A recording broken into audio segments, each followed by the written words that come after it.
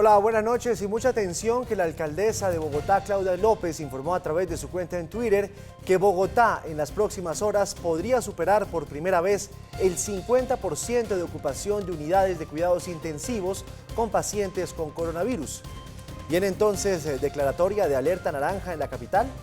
Por lo pronto dice la alcaldesa que va a monitorear la situación durante todo el puente festivo y anunciará medidas junto al ministro de Salud. Vamos a ver qué pasa. A propósito, hoy fueron registrados 1.530 nuevos casos en Colombia de contagios, pero el número de casos activos es de 25.934. Es una cifra baja en comparación con el resto del mundo y el promedio de recuperados diarios durante junio supera los 600 casos diarios. Una buena noticia. Y delicada situación en La Guajira. El ejército capturó a un militar del régimen de Maduro que estaba espiando unidades militares aquí en Colombia. Esto es Redma Noticias, bienvenidos. Tras conocerse el plan piloto de reapertura de cielos, las aerolíneas empiezan fase experimental. Y Cetex no cobrará intereses a estratos 1, 2 y 3 que tengan préstamos educativos. Caso Nisman, exagente del Mossad asegura que le entregó al fiscal información sobre cuentas de expresidenta Cristina Fernández. En julio probarán vacunas en Estados Unidos con 30.000 voluntarios para combatir el COVID. Arrancó la Liga Española de Fútbol con triunfo de Sevilla sobre el Betis. Jordán, entraba Luke de Jong, Fernando, gol.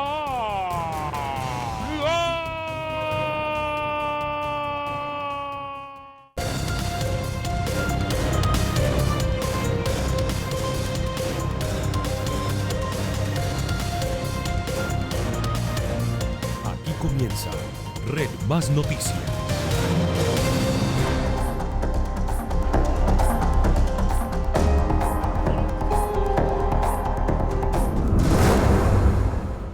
Día 79 de la cuarentena y hace pocos minutos la alcaldesa de Bogotá, a través de su cuenta en Twitter, ha dicho que Bogotá está al borde de decretar la alerta naranja, es decir, que más zonas de la ciudad podrían volver a tiempos del simulacro. Las UCI, y la razón es esta, las unidades de cuidados intensivos ya sobrepasan el 50% y el distrito incluso podría echar mano de las unidades de cuidado intensivo de las clínicas privadas.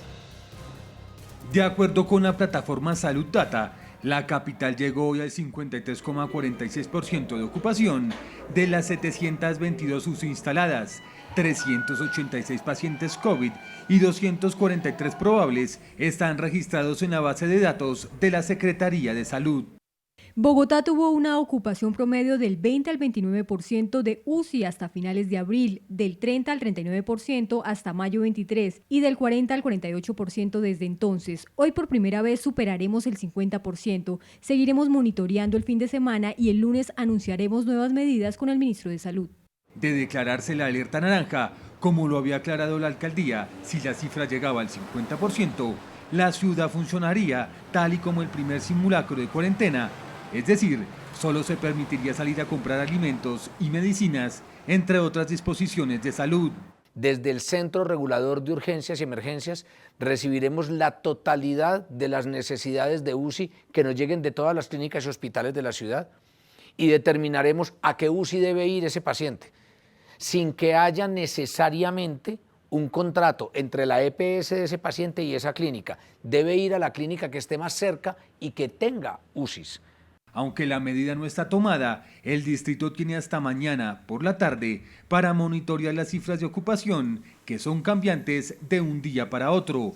Si se continúa en 50%, Bogotá entrará en alerta naranja.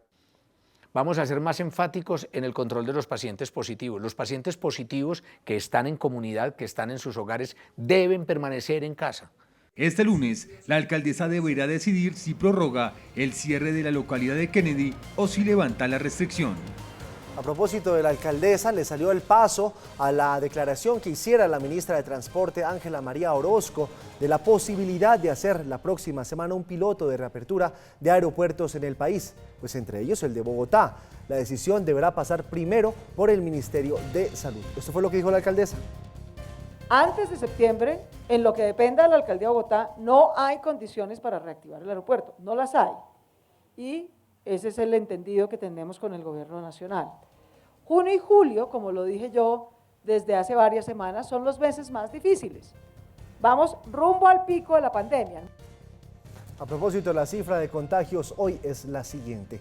1.530 personas contagiadas en las últimas 24 horas.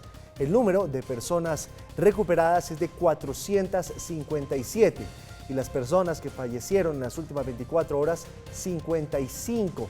La siguiente cifra es bien importante porque permite tener un panorama real de la situación. En Colombia, en este momento hay 25.934 casos activos, gente que en este momento tiene el coronavirus. Hubo muchos más contagiados, pero ya lo superaron, ya salieron de ese periodo, ya se curaron. Solamente activos en Colombia, 25.934. Hace un rato el presidente contaba que a diario, el promedio diario de recuperados en Colombia supera los 600, que es una cifra alta respecto a los otros países de la región, lo cual sin duda es una muy buena noticia. El gobierno anunció que será una realidad la opción para los ciudadanos de la hipoteca invertida. Los adultos mayores que tengan vivienda y no tengan fuente de ingreso podrán usar su vivienda como garantía para recibir una renta básica mensual. ¿Qué es una hipoteca inversa? Una hipoteca inversa es un acuerdo privado que está supervisado, reglado y monitoreado por el Estado. ¿En qué consiste? Consiste en la facultad de convertir la vivienda en un mecanismo para la recepción de un flujo de ingresos mensuales a perpetuidad, mientras se disfruta al mismo tiempo de la tenencia del bien. ¿Qué quiere decir esto? Que las personas siguen viviendo en su casa hasta el último de sus días, pero la casa se convierte en una fuente para que reciban un ingreso mes a mes. ¿Cuál es el rol del gobierno nacional? Fundamentalmente dos cosas. La primera de ellas, disponer del producto, reglarlo, sacar los decretos, sacar toda la normatividad para que este producto sea una realidad en Colombia. En eso vamos muy avanzados. Ya publicamos el decreto para comentarios de todos los colombianos, recibimos esos comentarios, lo estamos perfeccionando y en los próximos días el decreto será una realidad. Sobre el tema de los vendedores informales, la vicepresidenta de la República dijo que ya es hora de que empiecen a salir a buscar el pan de cada día, a trabajar. Dice la vicepresidencia que ya están trabajando en los protocolos para garantizarle a estas personas que reactiven sus negocios. Yo creo que la gente informal, sobre todo los que están en la calle, el señor que vende en la esquina los dulces o los chocolatines o el embolador, esa gente necesita salir del confinamiento, porque a muchos de ellos el gobierno les ha dado todas las ayudas, pero a veces son familias de 5 o 6 personas que obviamente una caja de mercado no es suficiente, entonces hay que hacer que salgan a la calle. Ayer el ministro de Hacienda levantó la polémica porque dijo que se está considerando la posibilidad de echar mano de los ahorros para las pensiones por cuenta de COVID-19. Hoy el presidente se dio el paso y dice que la idea, si bien está en estudio, a él no le gusta mucho.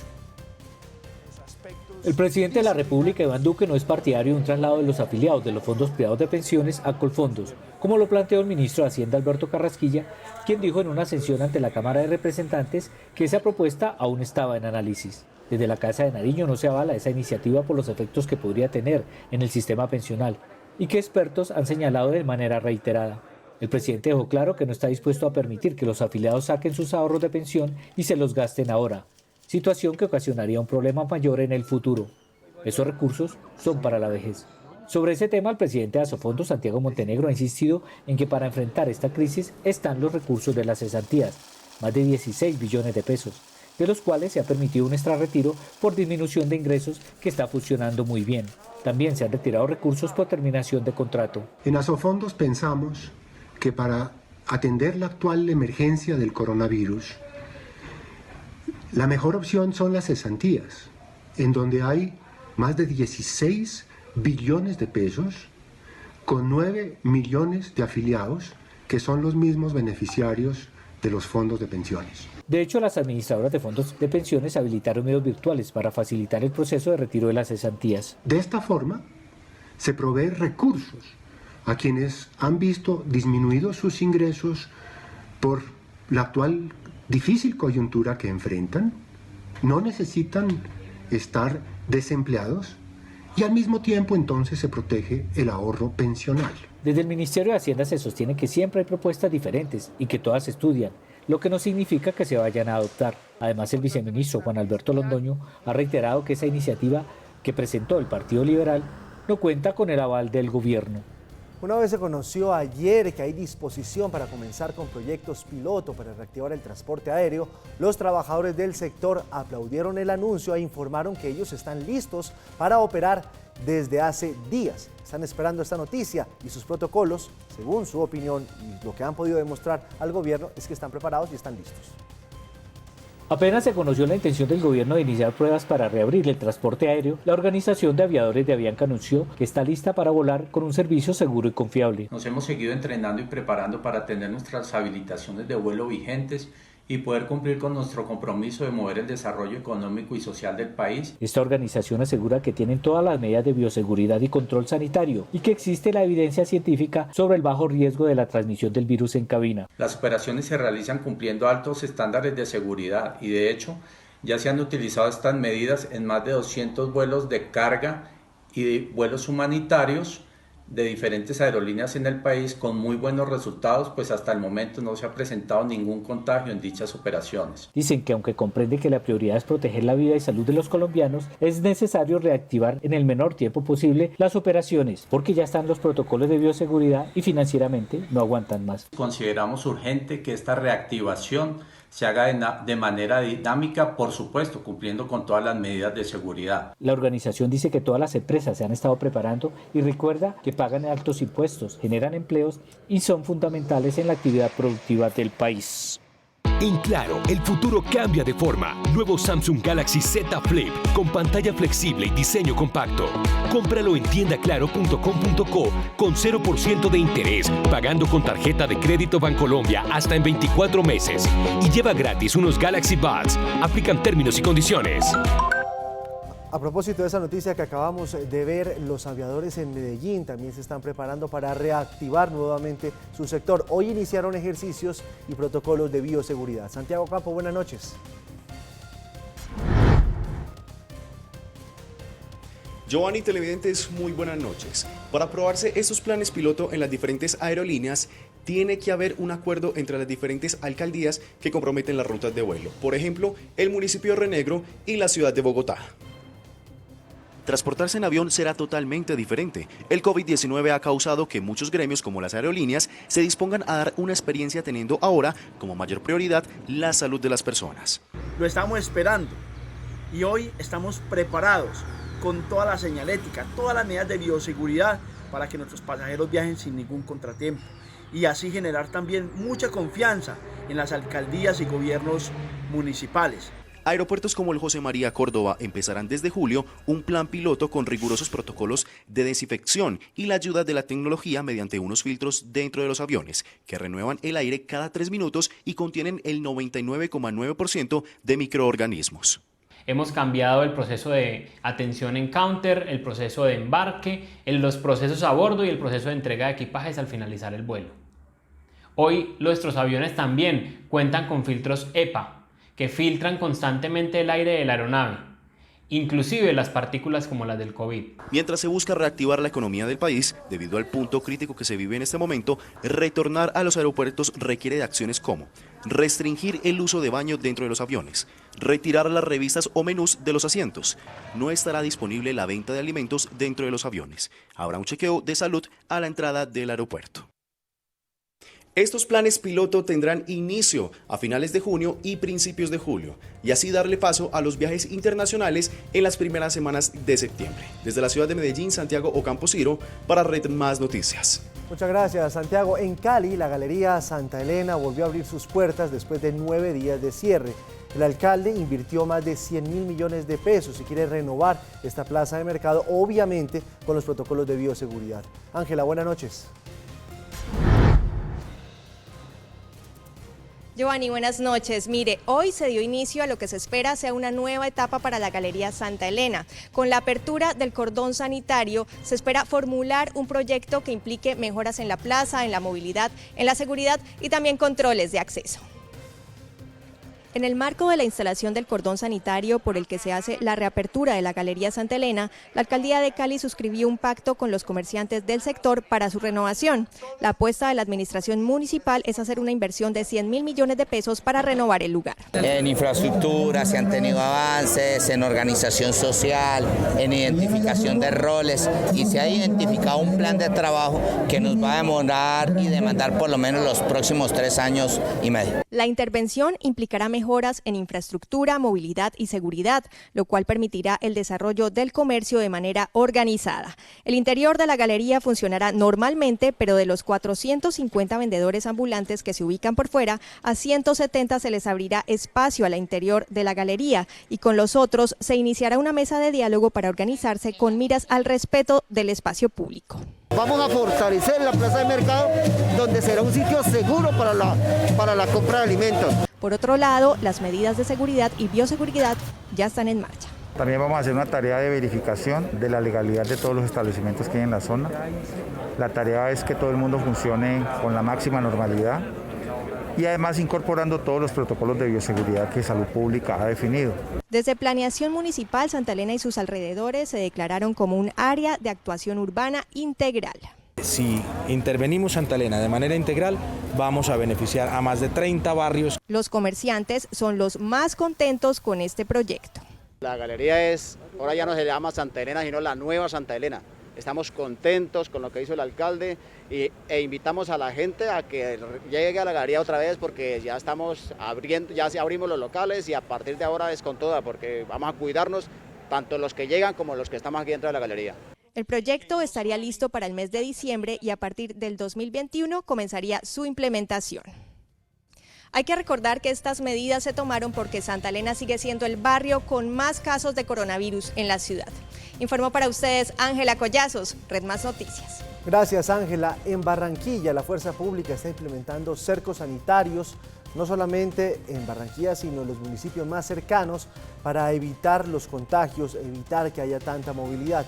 Kimberly, buenas noches.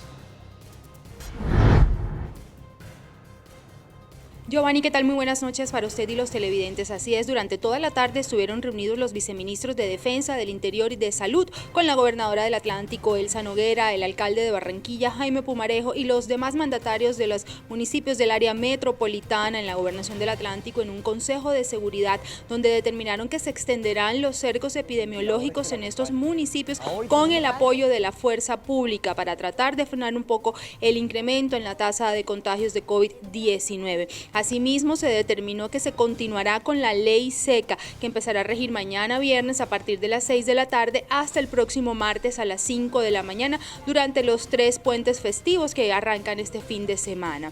También el ministro del Interior aseguró que cada alcalde o gobernador podrá solicitar las excepciones al Ministerio de Salud y del Interior para determinar las aperturas o cierres de diferentes sectores económicos. Por el momento en Barranquilla el pico y cédula seguirá al igual que la ley seca, y esta medida será evaluando semana a semana para determinar si se amplía o no.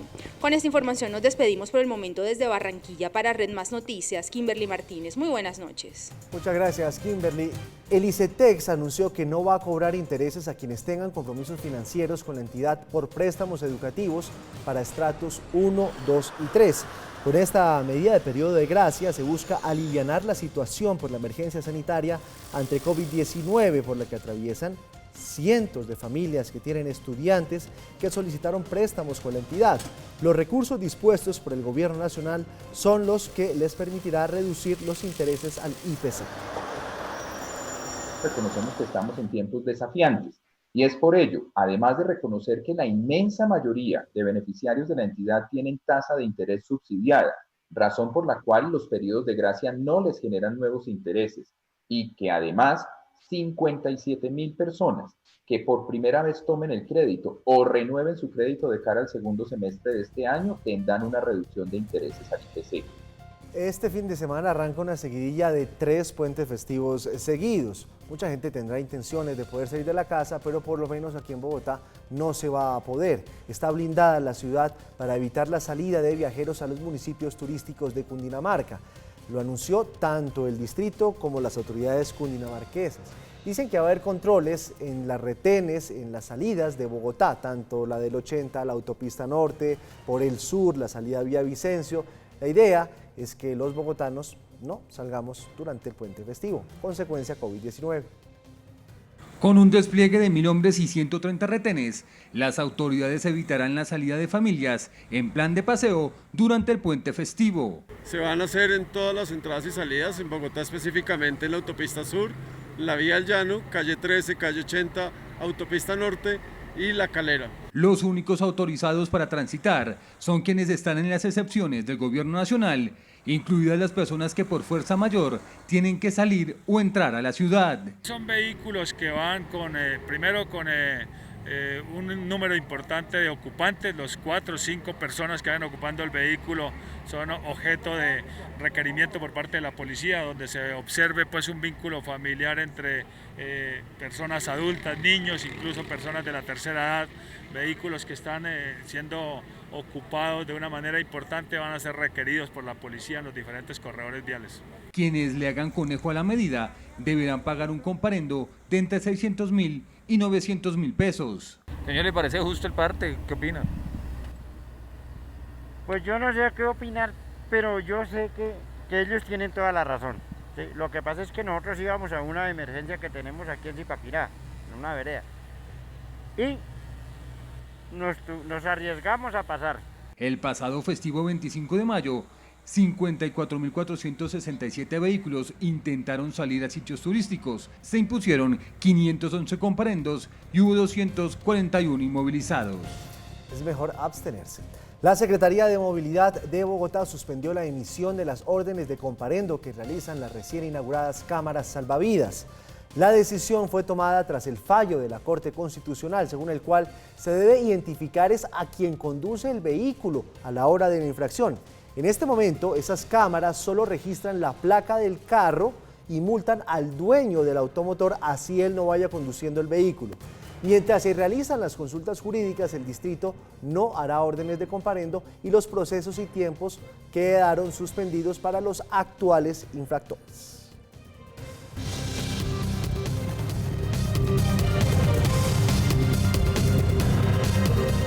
Noticias del mundo, un ex espía del Mossad, que es el servicio de inteligencia de Israel que vivió en Buenos Aires, asegura haberle entregado documentos con pruebas al fiscal Alberto Nisman con sobornos de Irán a funcionarios argentinos junto antes de su misteriosa muerte.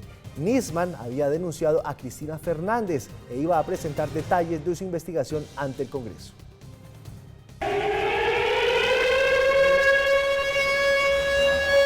Cada año, desde el 18 de julio de 1994, suenan las sirenas a las 9:53 en punto, en memoria de las 85 personas muertas que dejó el carro bomba que explotó en la Asociación Mutual Israelita, el principal centro de la comunidad judía argentina, el peor ataque terrorista en ese país que sigue impune. Esta injusticia sigue estando presente y nos duele a todos. No hay justicia en este país, no hay justicia, no se puede creer que no se sepa qué pasó. Según la justicia argentina, el atentado fue perpetrado por el grupo militante chiita Hezbollah bajo órdenes de Irán, una acusación replicada por los gobiernos de Estados Unidos e Israel. 2 presidentes han sido señalados de encubrirlo, incluso el entonces presidente Carlos Menem, quien fue acusado de desviar la investigación y posteriormente absuelto. Cristina Fernández fue acusada de haber firmado un pacto con los presuntos responsables para garantizar su impunidad. 2 expresidentes señalados de encubrimiento, pero ninguno llegó a presentarse ante la justicia. Después de más de 2 décadas seguidas de fracasos en la investigación, reapareció en el panorama Alberto Nisman, quien había trabajado como fiscal en la causa de la AMIA desde 1997, nombrado fiscal especial de la causa AMIA en 2004. Con información de los servicios secretos de Estados Unidos e Israel, se centró en la llamada pista iraní y 2 años más tarde acusó a Irán de estar detrás del atentado y a Hezbollah de haberlo llevado a cabo. Fueron emitidas órdenes de detención para 5 exfuncionarios iraníes. Pero un misterioso giro volvió a dejar la investigación casi en ceros. El 18 de enero de 2015, Alberto Nisman fue encontrado muerto en el baño de su apartamento con un tiro en la cabeza. Junto a su cuerpo fue hallada un arma, la misma que pidió prestada a un colaborador de su despacho, y aún no han podido determinar si se trató de un suicidio o si fue asesinado. Nisman había denunciado a la entonces presidenta Cristina Fernández de encubrir a los iraníes señalados del ataque. El día después de su muerte, Nisman iba a presentar ante el Congreso detalles de su investigación, detalles que nunca se supieron.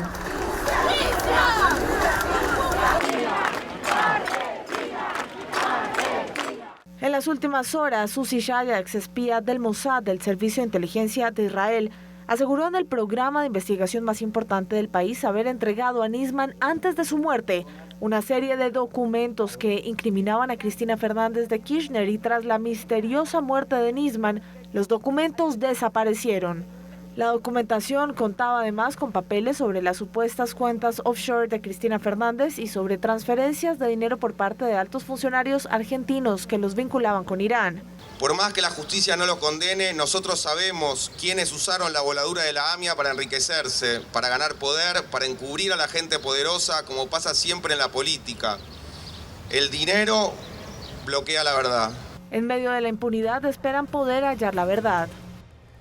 La vacuna contra COVID-19 que están trabajando en los Estados Unidos va a ser probada en 30.000 voluntarios durante el mes de julio. Se trata de la vacuna experimental de la biotecnia Moderna, que se alista para entrar a su última fase de ensayos clínicos el otro mes. El pasado 18 de mayo anunció los primeros resultados esperanzadores con los ensayos en los primeros 8 voluntarios, el inicio de las fases de sus ensayos clínicos. En julio empieza la fase final de ensayos para la vacuna. Vamos a ver si funciona. En Estados Unidos, Thomas Lane, uno de los exagentes acusados de la muerte de George Floyd, fue liberado tras pagar una fianza. Después de permanecer una semana preso, pagó $750,000 para quedar en libertad. Lane es acusado de instigación y complicidad en el caso de Floyd, mientras el exagente Derek Chauvin se arrodilló sobre su cuello durante más de 8 minutos. En medio de las protestas por justicia racial, han sido tumbadas estatuas confederadas consideradas símbolos racistas de la esclavitud en los Estados Unidos, una situación que también se ha presentado en Londres. En Alemania, Lufthansa anunció que prevé suprimir 22.000 puestos de trabajo por cuenta de la pandemia. Se trata del 16% de su plantilla. La mitad de estos puestos de trabajo corresponden a empleados que residen en Alemania. Sostienen que la demanda del tráfico aéreo va a reactivarse muy lentamente y que también va a prescindir de 100 aviones de los 763 con los cuales cuenta actualmente su flota. En España, pese al cierre de frontera, detectaron 104 casos de COVID-19 importados en un mes, 24 de ellos durante la última semana. Así lo confirmó el director del Centro de Coordinación de Alertas y Emergencias Sanitarias, quien alertó además que esta cifra podría ir en aumento a medida que se abran las fronteras, por lo que pide a las personas, a las comunidades, hacer un esfuerzo para controlar los casos y contactos y modificar los plazos de las cuarentenas de los casos importados. Hablando de los casos importados, estos corresponden a personas que pudieron viajar por causas de fuerza mayor o de trabajo y que han llegado a zonas de alto riesgo. Vamos a China, donde hay 20 muertos y más de 2 millones de afectados por inundaciones, fuertes lluvias en el sur del país. Estas son las imágenes. El Ministerio de Gestión de Emergencias aseguró que las lluvias forzaron también el desplazamiento de más de 228.000 personas. Fueron destrozadas más de 1.000 viviendas en 11 provincias de la región centro-sur de China por la fuerza de este fenómeno natural. Y en Venezuela fue robado un caballo campeón de carreras. Lo mataron y se lo comieron. El entrenador equino Ramón García denunció que el caballo Ocean Bay fue robado el domingo de su establo en el estado de Carabobo, donde estaba para servir de semental.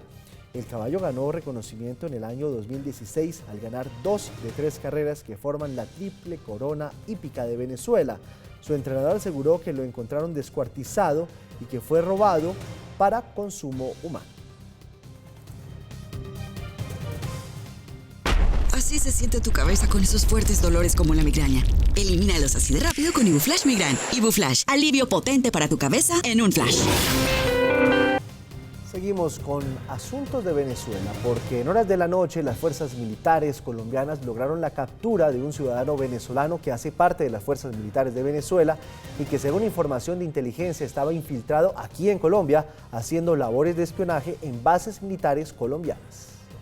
Gerardo José Rojas Castillo fue capturado en un sitio conocido como la Y de Corazones en la vía que de Valledupar conduce a La Guajira. Según información de inteligencia, este hombre es militar activo de la Fuerza Armada Nacional Bolivariana. En el momento de su aprehensión, esta persona tenía sus documentos que lo acreditan como militar activo en el grado de sargento segundo, identificado como Gerardo Rojas Castillo, procedente de la ciudad de Carora, del estado Lara, Venezuela, información que él mismo posteriormente confirmó. Hace más de un año, este hombre ingresó al país en calidad de refugiado. Durante todo este tiempo, de acuerdo con las investigaciones, se hizo pasar como vendedor de jugos mientras realizaba espionaje. Con la misión de desarrollar actividades de espionaje a las unidades militares en el territorio nacional, especialmente sobre los departamentos de La Guajira y Cesar.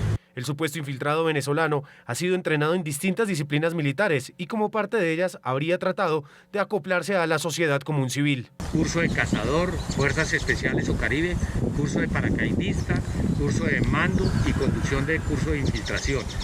Al parecer, fingía ser el dueño de un puesto de venta de jugos frente a las instalaciones militares y posteriormente logró ingresar a una empresa de transporte de Valledupar como vigilante de seguridad, donde podía conformar de manera permanente los movimientos externos del cantón militar de la 10ª Brigada. Gerardo José Rojas Castillo no será expulsado del país, será presentado ante las autoridades judiciales para que se inicie un proceso en su contra por delitos relacionados con espionaje y violación a la seguridad nacional.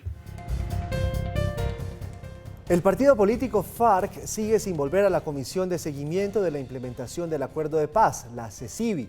Esto como señal de protesta por la inclusión de Cuba en la lista de países que apoyan el terrorismo por parte de los Estados Unidos y los últimos pronunciamientos del Alto Comisionado para la Paz. A pesar de eso, el trabajo del gobierno en la materia no se ha detenido y le hicieron un nuevo llamado, una nueva invitación al partido FARC para que vuelva al espacio que fue definido en los acuerdos de paz.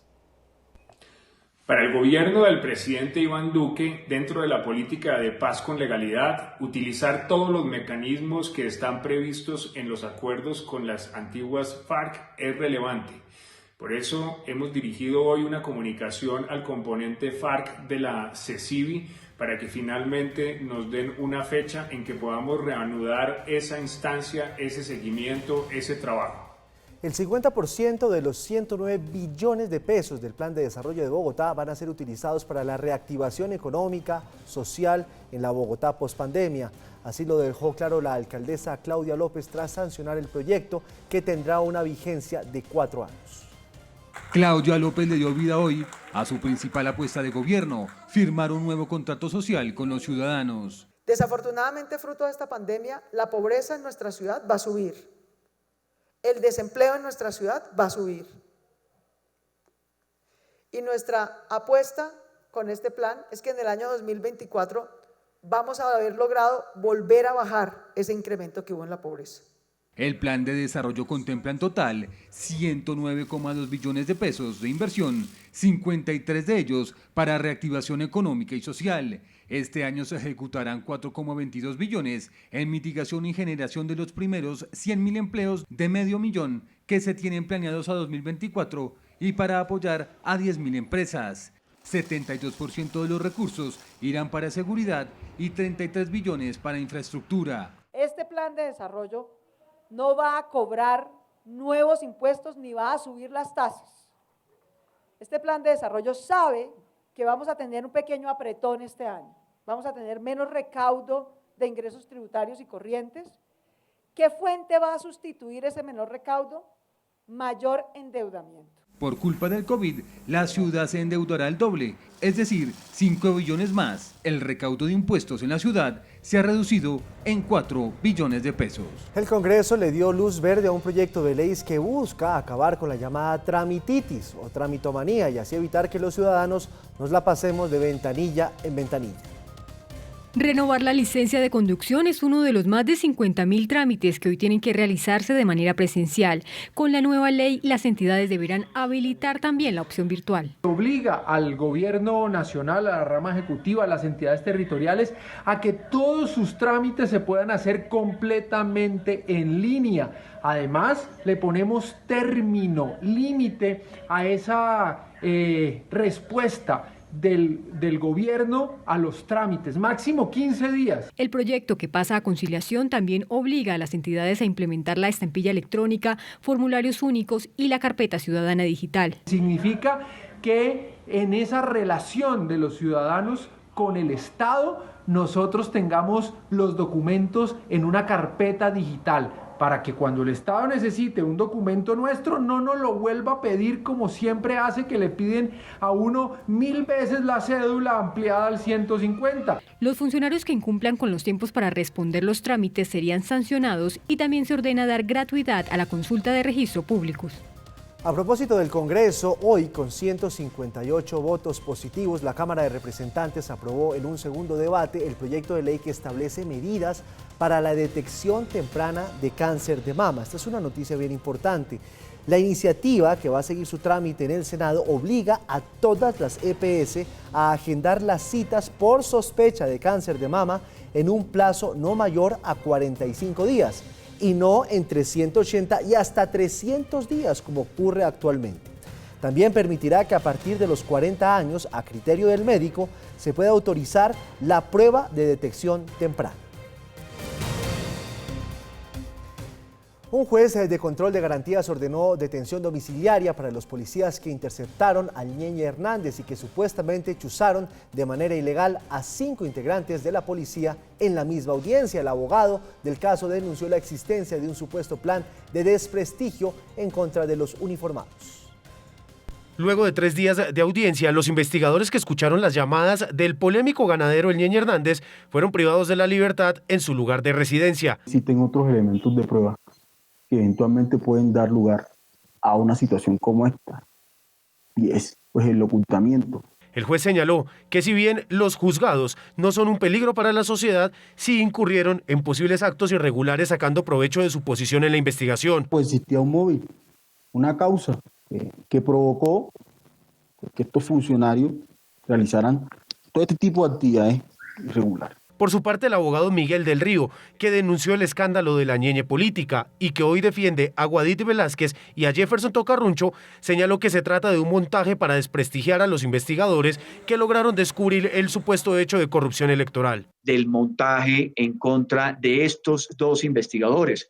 Claro, como no podían liquidarlos, como no podían asesinarlos, empezaron a utilizar la estrategia de minarlos desde el punto de vista judicial y desde el punto de vista de su credibilidad. Guadit Velázquez y Jefferson Tocarruncho fueron capturados porque supuestamente interceptaron de forma ilegal a 5 policías. Así se siente tu cabeza con esos fuertes dolores como la migraña.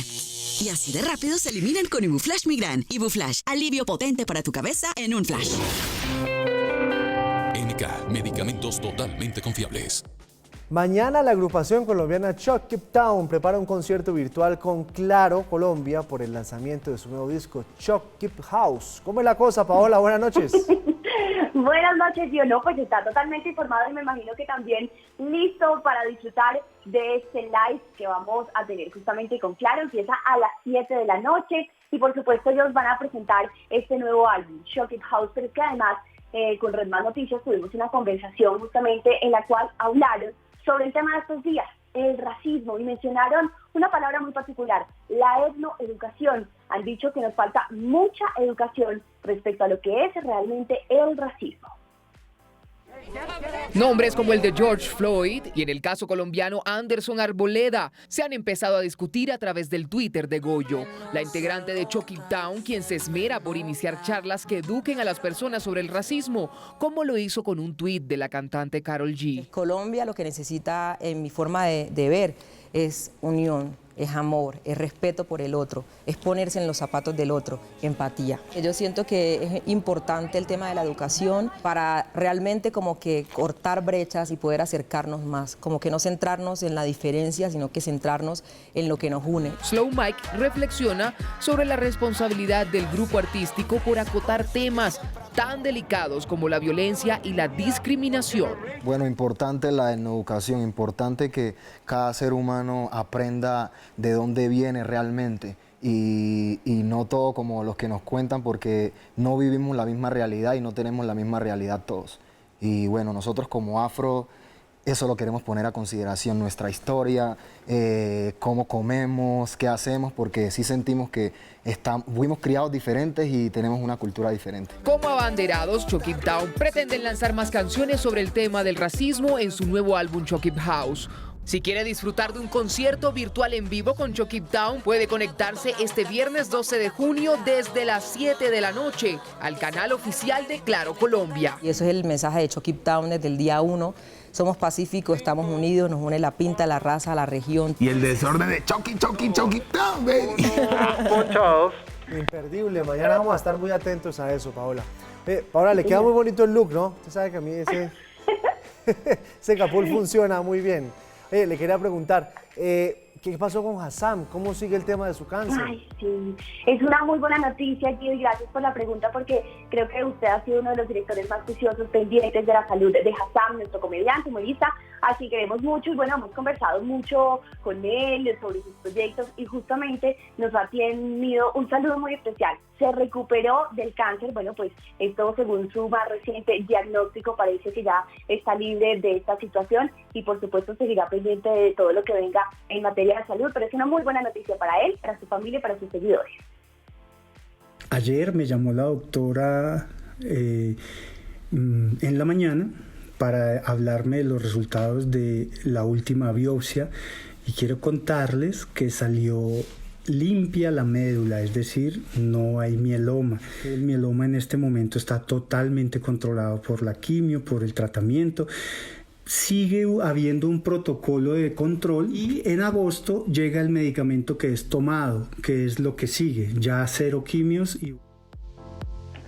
Bueno, y con esta buena noticia también hablemos de lo que se registra en el mundo del entretenimiento en esta jornada de hoy, y por eso tenemos este cuadro de Bill Clinton, donde aparece vestido de mujer, ¿sí?, con un traje azul, con unos tacones, y justamente esta pieza vuelve a hacer noticia pues por Jeffrey Epstein. Le pertenece al magnate y vuelve a hacer noticia pese a que se conoció dentro de sus lujosas casas como una de sus artes más importantes. Se conoció en el 2012, pero vuelve a hacer noticia pues por la publicación de una lista de políticos reconocidos ligados con el magnate. Esta pieza, les quiero contar que se llama Parsing Bill, costó $1,300 en una subasta y pertenece justamente a un trabajo hecho por un artista que buscaba con esta pieza, pues digamos que una burla muy bizarra a Bill Clinton y a su esposa. Y a Jeffrey, por supuesto, que le encantó. Pagó entonces esta suma en esta subasta, siendo esta la pieza de graduación de esta artista en la Escuela de Arte de Nueva York.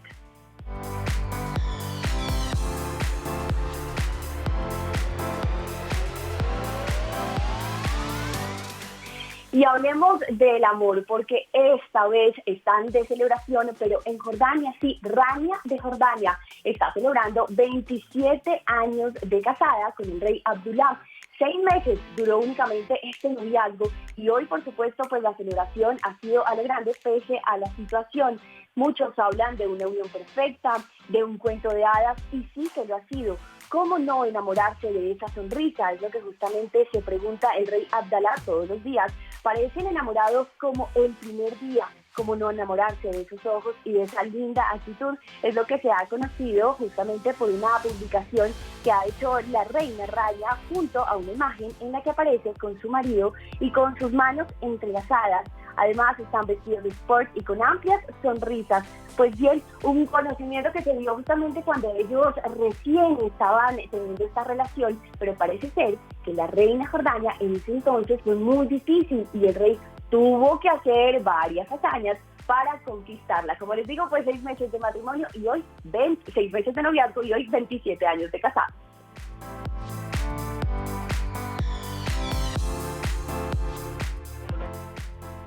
Y otra de las noticias que llega en materia internacional tiene que ver con las joyas que han heredado el príncipe Harry y también su hermano, justamente de Lady Di. Y es que a las princesas, a Kate Middleton y a Meghan Markle, les hemos visto lucir algunas de esas piezas, pero oficialmente ya se ha dicho que han sido divididas. Y vamos a entender entonces cómo fueron divididas estas joyas. Mientras Meghan lució el diamante blanco de la reina de corazones en su boda, la mayoría de las piezas fue obtenida por la duquesa de Cambridge, Kate Middleton, quien recibió, después de su compromiso con William, los colgantes de zafiro y de diamantes que hacen juego con su anillo de compromiso. Además, se quedó con los aretes Mar del Sur y la tierra más famosa que conocemos de Lady Di.